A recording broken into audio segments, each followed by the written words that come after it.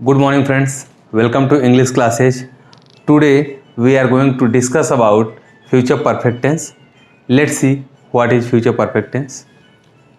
This tense expresses an action that will completed by a certain future time. That will completed by a certain future time.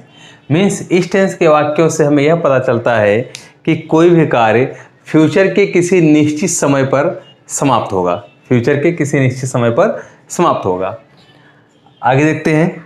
I and we take shall have, I and we take shall have as helping verb and other subject take will have as helping verb. Means I और we के साथ shall have का प्रयोग सहायक क्रिया के रूप में और अन्य सब्जेक्ट के साथ विल हैव का प्रयोग हम सहायक क्रिया के रूप में करते हैं और मेन वर्ब की थर्ड फॉर्म का प्रयोग किया जाता है। ठीक है, अब देखते हैं अफर्मेटिव सेंटेंसेस को हम हिंदी से इंग्लिश में कैसे ट्रांसलेट करते हैं।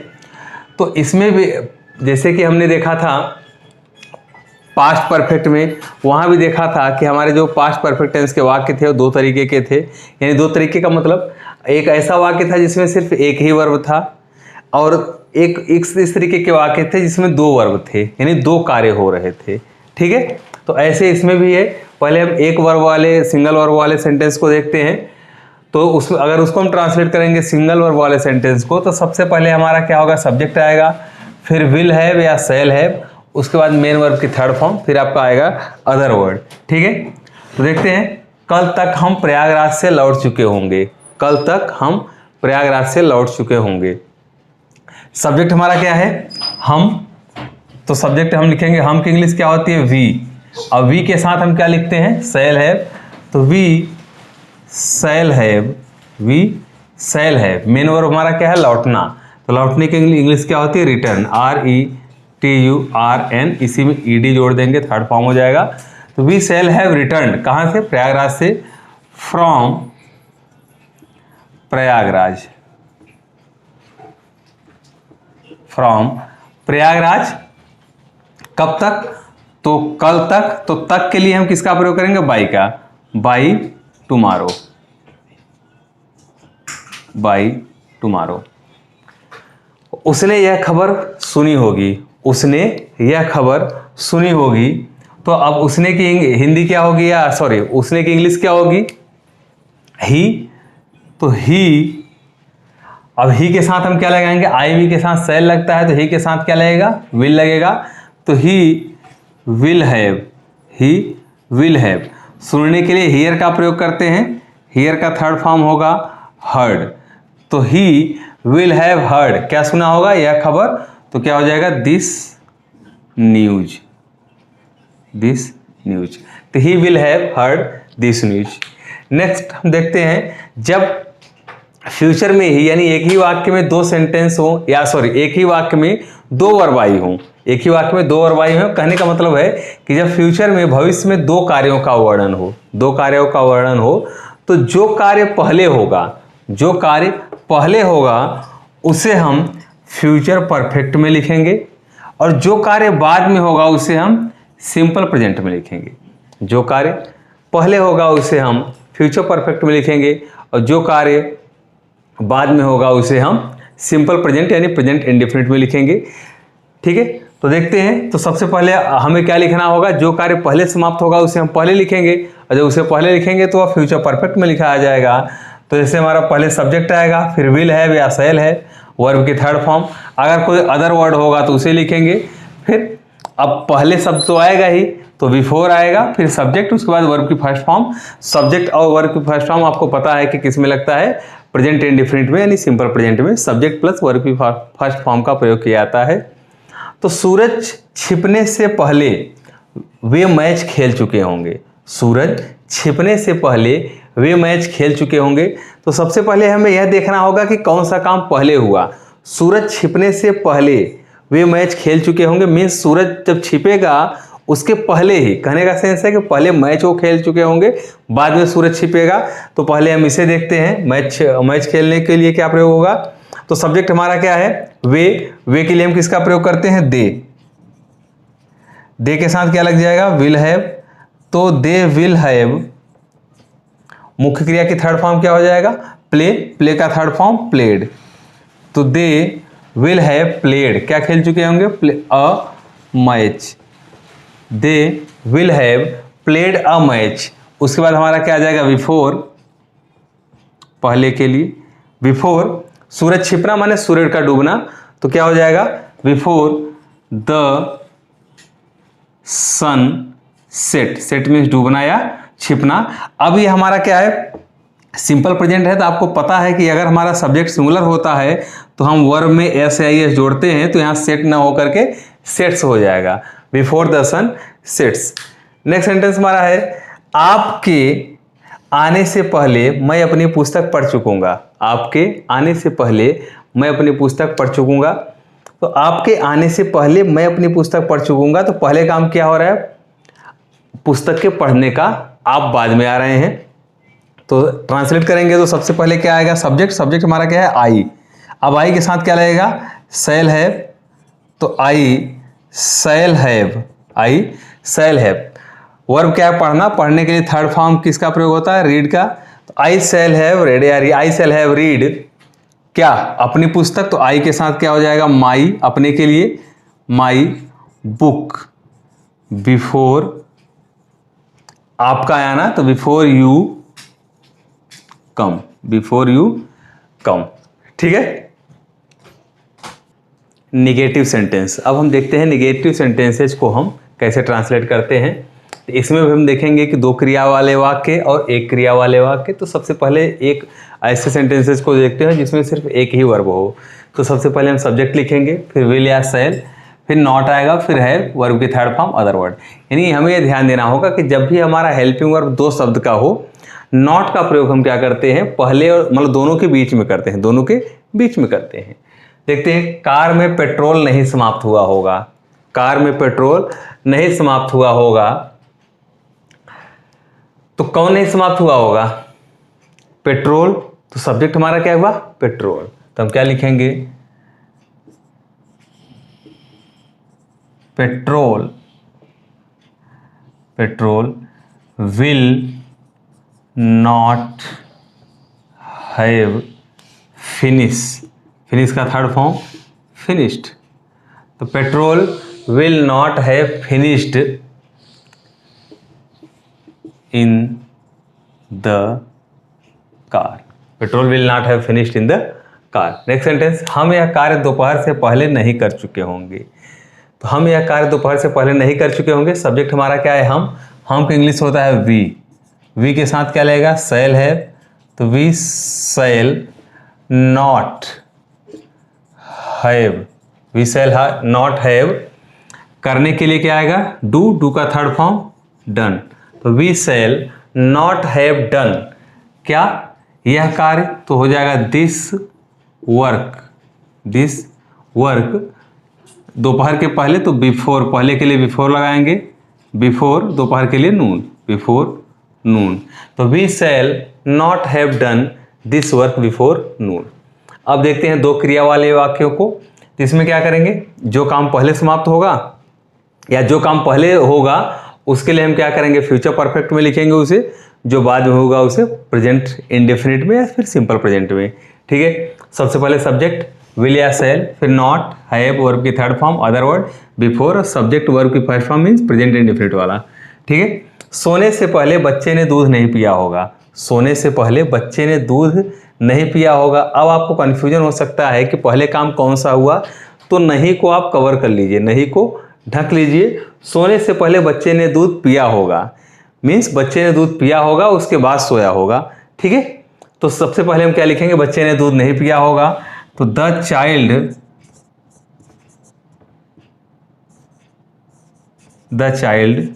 विल नॉट हैव, दूध पीने के लिए drink milk, the child will not have, sorry drink का थर्ड फॉर्म क्या होता है, ड्रंक, DRUNK, तो the child will not have drunk milk.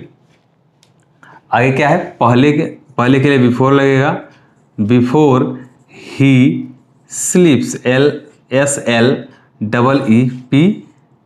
Subject singular है तो वर्ब में S जुड़ेगा, इसलिए क्या होगा, ही स्लीप्स। नेक्स्ट सेंटेंस हमारा है, दिन निकलने से पहले बाघ ने बकरी को नहीं मारा होगा। दिन निकलने से पहले बाघ ने बकरी को नहीं मारा होगा। इसमें भी नहीं को ढक लीजिए। तो दिन निकलने से पहले बाघ ने बकरी को मारा होगा, तो पहले काम क्या हो रहा है, बाघ का बकरी को मारना। तो क्या हो जाएगा, the tiger will not have killed the goat, will not have killed the goat before the sun rises, RISES। ठीक है, अब हम देखते हैं इंटरोगेटिव सेंटेंसेस को हम कैसे ट्रांसलेट करते हैं। तो सबसे पहले सिंगल वर्ब वाले वाक्य का स्ट्रक्चर देखेंगे। अब हमें देखना यह होगा, जैसे कि हम जानते हैं कि इंटरोगेटिव वर्ड या इंटरोगेटिव सेंटेंस दो प्रकार के होते हैं। एक वो होते हैं जो क्या से प्रारंभ होते हैं, और एक वो होते हैं जिनके बीच में कोई भी इंटरोगेटिव वर्ड आता है। तो यदि क्या वाले वाक्य का अगर हम स्ट्रक्चर देखेंगे तो हम क्या करते हैं, हम हेल्पिंग वर्ब से स्टार्ट करते हैं। किससे, हेल्पिंग वर्ब से स्टार्ट करते हैं। तो पहले विल या शैल आएगा, फिर सब्जेक्ट। अगर यही वाक्य हमारा निगेटिव हो गया, क्या हो गया, निगेटिव भी हो गया, तो सब्जेक्ट और हैव के बीच में नॉट लग जाएगा। फिर आपका हैव वर्ब की थर्ड फॉर्म अदर वर्ब। ये किसका हुआ, सिंगल वर्ब। अगर एक ही क्रिया हो वाक्य में तब, और वाक्य क्या से प्रारंभ हो। अगर इसी में प्रश्नवाचक शब्द यानी इंटरोगेटिव वर्ड वाक्य के बीच में आ जाए तो हम उसके लिए क्या करेंगे, सबसे पहले इंटरोगेटिव वर्ड का प्रयोग करेंगे। बाकी जैसे क्या वाले वाक्य थे वैसे ये होगा।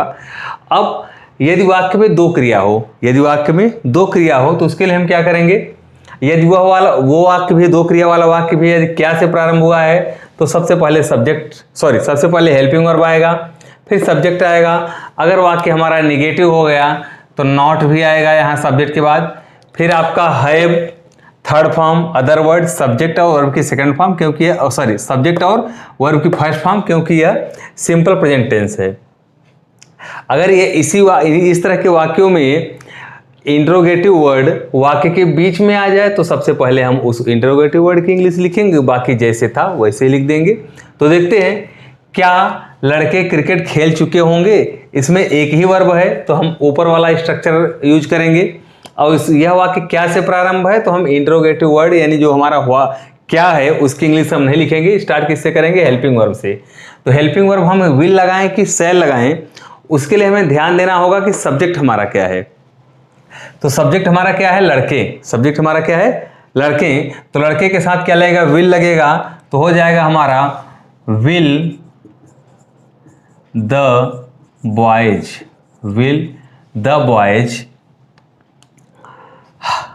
Have, will the boys have. खेलने के लिए क्या लगेगा, प्ले का थर्ड फॉर्म प्लेड। तो will the boys have played, क्या खेल चुके होंगे, cricket. Will the boys have played cricket, last में question mark. Will the boys have play cricket. Next sentence है, हम 3 बजे से पहले नदी पार क्यों नहीं कर चुके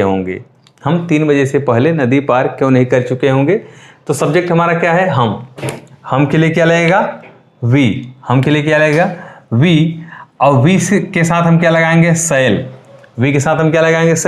लेकिन सबसे पहले हमें देखना यह है कि इस वाक्य के मध्य में इंटरोगेटिव वर्ड आया है। जब मध्य में इंटरोगेटिव वर्ड आया है तो हम इस स्ट्रक्चर को फॉलो करेंगे। मीन्स सबसे पहले उस इंटरोगेटिव वर्ड की इंग्लिश लिखेंगे। तो क्या है, क्यों की इंग्लिश क्या होता है, व्हाई। अब सब्जेक्ट हमारा क्या है, वी। तो वी के साथ क्या लग जाएगा, शैल। Why shall we. अब ये वाक्य निगेटिव भी है तो सब्जेक्ट के बाद क्या आएगा, not. Why shall we not. Verb क्या है, हैव आएगा। फिर वर्ब हमारा क्या है, पार करना। तो पार करने के लिए क्रॉस, CROSS थर्ड फॉर्म लगेगा तो हो जाएगा crossed. Why shall we not have crossed, क्या, नदी। तो द रिवर 3 बजे से पहले, तो बिफोर 3 o'clock, लास्ट में क्वेश्चन मार्क आ जाएगा।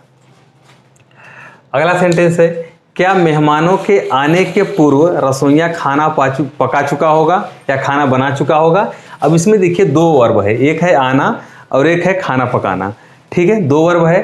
तो इसमें हमें देखना होगा कि सबसे पहले काम कौन सा होगा, तो उसे क्यों, अब ऐसा हमें इसलिए देखना है क्योंकि जो काम पहले होगा उसे हम फ्यूचर परफेक्ट में लिखेंगे, जो बाद में होगा उसे हम प्रेजेंट इंडेफिनिट में लिखेंगे। तो हमें देखना है कि कौन सा काम पहले हुआ। तो मेहमानों के आने से पूर्व रसोइया खाना बना चुका होगा, यानी पहले काम क्या होगा, खाना बनाने का। अब रसोइया की इंग्लिश क्या होती है, कुक। क्या होता है, कुक। तो क्या हो जाएगा, अब क्या से यह प्रारंभ हुआ है, तो हम सबसे पहले हेल्पिंग वर्ब लगाएंगे, तो हो जाएगा will the cook. Will the cook, cook means रसोइया हो जाता है, विल द कुक। फिर लग जाएगा हमारा हैव। अब खाना पकाने के लिए भी कुक का प्रयोग होता है, तो will the cook have cooked, COOKED, will the cook, COOCKED। तो will the cook have cooked, क्या पकाया होगा, भोजन, क्या बना होगा, भोजन। तो कुक्ड फूड बिफोर, मेहमानों के आने के पूर्व, तो क्या हो जाएगा, before the guest, GUEST, guest माने मेहमान, तो मेहमानों है तो प्लूरल हो जाएगा, before the guests come, last में क्वेश्चन मार्क। नेक्स्ट सेंटेंस हमारा है, मेरे पेड़ पर चढ़ने से पहले क्या वह क्या खा चुका होगा। मेरे पेड़ पर चढ़ने से पहले वह क्या खा चुका होगा। तो अगर नहीं समझ में आ रहा है कि काम पहले कौन सा हुआ, तो क्या को कवर कर लीजिए। तो मेरे पेड़ पर चढ़ने से पहले वह खा चुका होगा, तो पहले काम क्या हो रहा है, वह खा चुका होगा। तो हम देखेंगे वह क्या खा चुका होगा। अब क्या वर्ड जो है यह वाक्य के बीच में आया है, तो यहाँ इसकी इंग्लिश लिखी जाएगी। तो क्या हो जाएगा, what will he have eaten, what will he have eaten, वह क्या खा चुका होगा।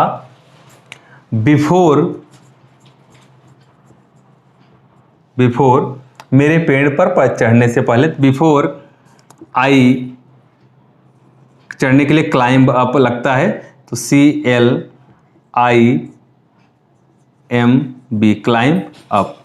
Before I climb up the tree, last में क्वेश्चन मार्क।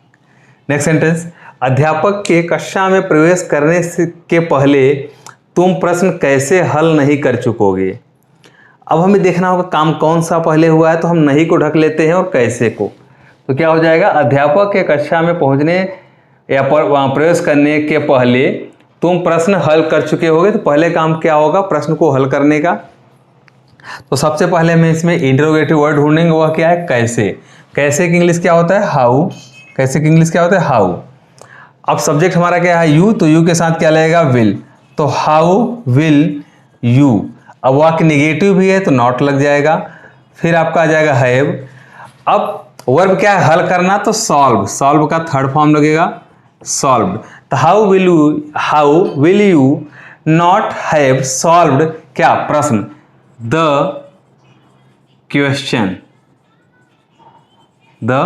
क्वेश्चन बिफोर, क्या है, अध्यापक के कक्षा में प्रवेश करने के पहले। तो before the teacher, ENTERS, before the teacher enters, enters the class, last में क्वेश्चन मार्क लगाएंगे। तो ये हमारा था future perfect tense. Thank you.